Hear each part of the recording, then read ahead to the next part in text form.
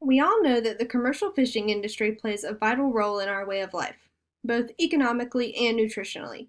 One thing we also know is that this industry is not all sunshine and rainbows. Every day, thousands of animals fall victim to nets that aren't meant for them, get wrapped in lines or swallow hooks meant for their neighbors, or are crushed by the weight of hundreds of other fish as they are hauled on deck. One species dealing with this on a daily basis is whales. It is estimated that 300,000 whales and dolphins die every year because of commercial fishing. Now, let me break this down for you.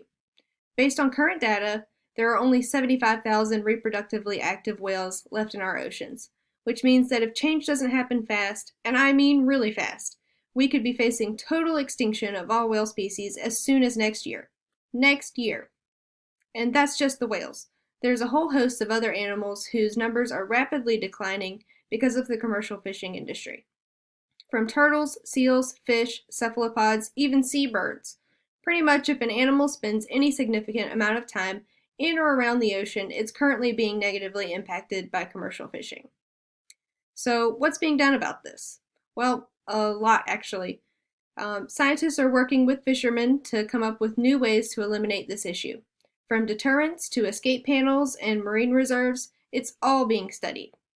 And while many mitigation techniques are being put to use daily, there is still no absolute standard nor globally accepted and enforced policy against bycatch, nor have there been any techniques discovered that will totally eliminate the accidental capture or killing of non-target species. But what can we mere mortals do to help? Those of us who aren't world-renowned scientists or conservation officers.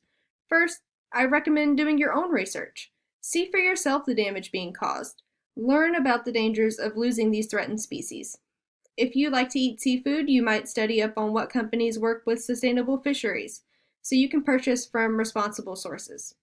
Now, I'm not saying that we need to stop buying wild-caught seafood altogether. Having grown up on the coast, if someone told me I could no longer eat shrimp or crab legs, they'd pretty much be expecting me to give up my whole way of life. So I won't be asking you to do that. Just be informed, get to know the companies that bring your food to market, so you can make the decision of who you'd like to buy from based on their practices. Lastly, bring your newfound knowledge of this topic to the public eye. Advocate as much as you can. Make this a priority for our leaders. I firmly believe that if we can get enough people talking about this problem, we can influence policy and get this issue taken care of once and for all, while still enjoying our favorite seafood dishes.